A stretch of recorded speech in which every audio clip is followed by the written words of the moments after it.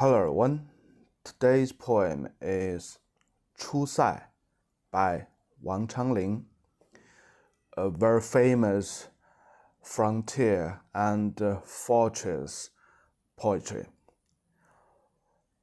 Well, the term frontier and fortress poetry, 边塞诗, started since the Tang dynasty and very interesting after the Tang dynasty, even in the later part of the Tang dynasty, this type of poetry almost vanished.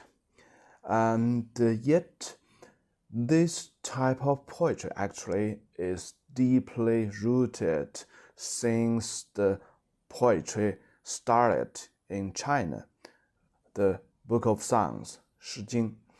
So in the time of Book of Songs, it's sort of the conquering poetry or some of the complaining poetry, complaining about the wars and the miserable brought to the soldiers, to normal families by the wars. And it was not titled as 出塞诗, the frontier and fortress poetry. And since the time of the Zhou dynasty, roughly 3,000 years before us, since the Book of Songs, 诗经, this type of poetry exists and lasts. And in the Tang dynasty, it reached the peak, the most glory and most prosperous time for this type of poetry. And they also have a very special term for that, 边塞诗, the frontier and fortress poetry. The poet Wang Changling is one of the very few poets could be treated as the pioneer of the frontier and fortress poetry in the Tang dynasty. And one more specialty of him is he's could be the most excellent or the best poetry on Qijue, the 7-character sentence with 4 sentences in a poem. So that's a very special poetry form, getting very popular in the Tang dynasty. He was the pioneer both for the frontier and fortress poetry, as well as for Qijue, the 7-character 4-sentence poetry. His poems doesn't left too much till today, roughly 100 and more poems, but he contributed the best breed poems among the Tang poetry. The main reason could be he died in the civil war, the 安史之乱, and that's roughly 20 to 30 years of chaos, a big chaos. So that could be the main reason.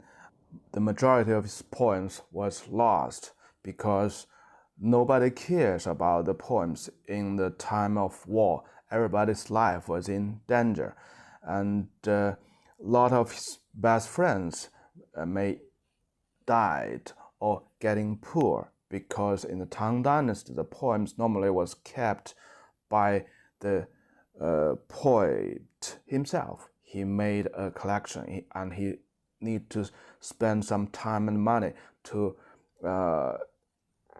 spread his collection, poem collection out. That all takes time and money and friends, of course. And the other way is one of his best friends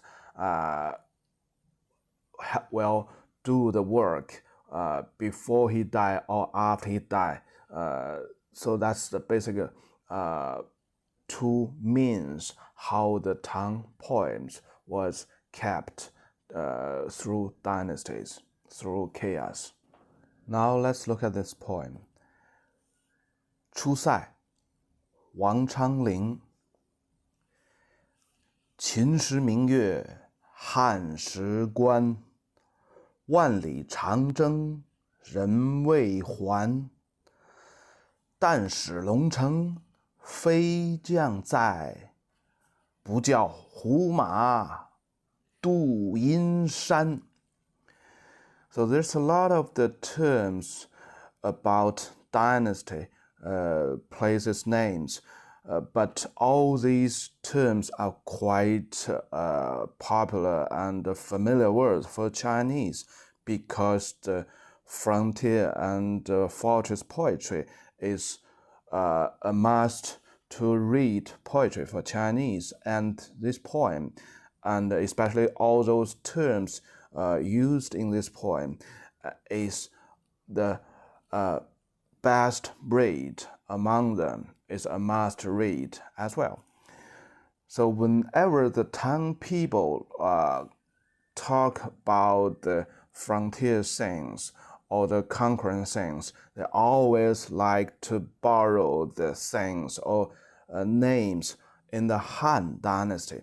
So whenever we saw that someone in the Han dynasty, in the Tang poetry, actually that's they are referring to themselves. You just treat those Han place, Han figures, Han peoples as someone in the Tang dynasty.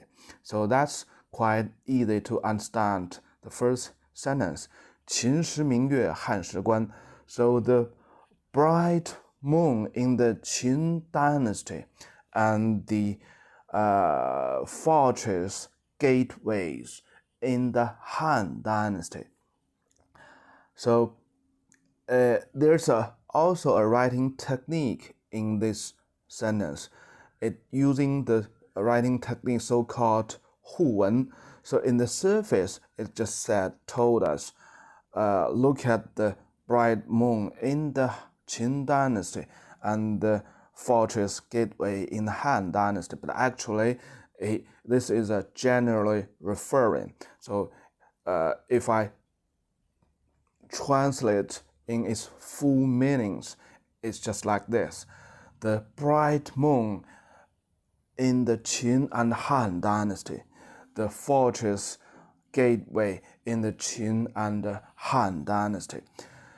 So in this poem, the poet is going beyond Han dynasty. So the Qin dynasty is the previous dynasty before Han dynasty. So from the sense, from the aspect of time, Wang Changling looks back further to the Qin dynasty. So this is something unique and different and creativities. And the bright moon, the fortress gateway, actually is from the very famous musical department poetry, 关山月. So you can see a bunch of Tang poetry with the title 关山月, or they have the elements in their poems. In the poem, they will always bright moon, the fortress gateways and mountains. So you can see all these 关山月 three elements in this poem as well, but it's not very obviously recognized. But if you know the history or you read the classic literatures, all these things, the moons, the fortress gateways in the Qin and Han dynasty, and the big, huge snow mountains, they all give you a sense of huge, immense space, and the long term of the time spans. So that's the history, and that's their ancestors doing.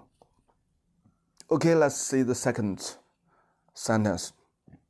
万里长征人未还.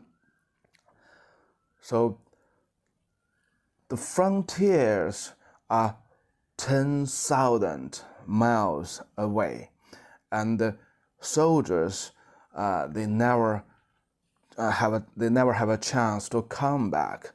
So this is something happened again and again in the past times, and this also is a recall to the long Chinese history. Just one thing needs to be careful is 长征. So this term is quite almost a idiom for today's Chinese because it refers to the Red Army, the long march. So they are the same characters, but the terms in this poem actually it doesn't mean a long march. It means the time is so long. So if I translate this sentence precisely, it means the soldiers, 征人 refers to the soldiers. The soldiers are 10,000 miles away from their home, and that they served in the frontier for such a long time, and they still cannot come back. So this 长征 and 未还, they served for such a long time in the frontier area, and they still cannot come back. This is the conflict and the contrast in just one sentence, and make the sentence very powerful and strong. 但使龙城飞将在，不教胡马度阴山. So suppose if the flying general in the Long Dragon City still exists today, or is still with us today, we will never let the Han troops, Han horses, cross the Yin Mountain. Okay, first thing first, the poet finally reached the term 山, Yin Shan. So the Yin Shan basically is a boundary mountain. It's a long boundary mountain from the west to east to separate the nomad people with the Chinese people. The Chinese people basically are the farmers, peasants. So they have the totally different lifestyles, nomad versus the peasant farmers. And Yinshan was the boundary place, and that's the boundaries, that's the frontiers for the Tang people as well. And actually, it's the boundaries through the Chinese history. 龙城飞将 is a quotation to a very famous general in the Han dynasty. The name is Li Guang, and he got a nickname 飞将, the flying general, which means he has a very quick arrow with a very quick horse.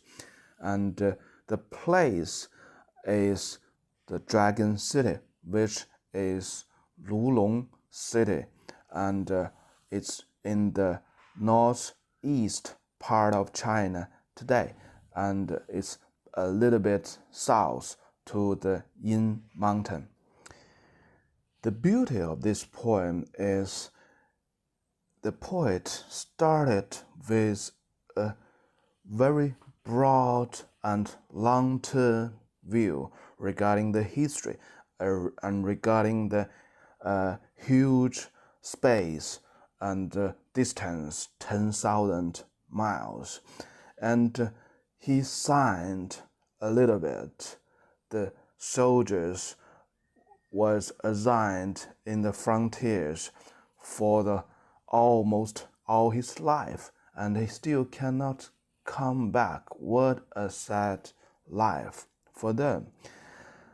Starting with a very high pitch and powerful sentence, and followed with a little bit sign in the second paragraph, the sympathy for the soldiers. And the third sentence became a key to the whole poem.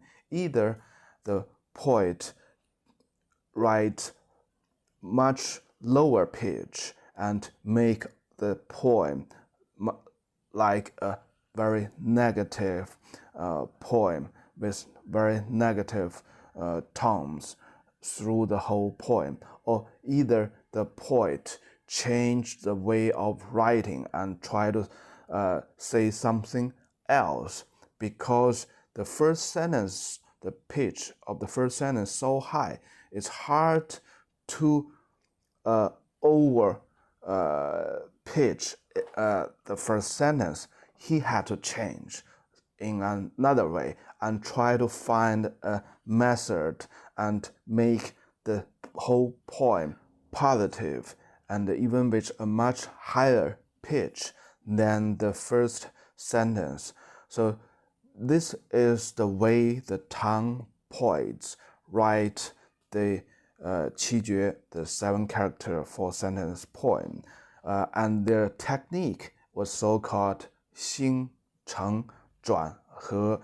Each character refers to the writing techniques of each sentence. 兴, the first sentence, is to starting the poem with a high pitch, with the scenario. 承, the second sentence, is to follow that, or with a little bit lower pitch. And the third sentence is the most key sentence in the whole poetry. You should change the way of writing, the angle of writing the poem, all the content, anything. You should change from the first 2 sentences and make the whole poem positive and looks much more brighter, higher pitch than the first sentence. So the poet geniusly used a rhetorical question as the third sentence. Suppose the flying general in the Dragon City still exists today. Suppose it's a rhetorical question as well.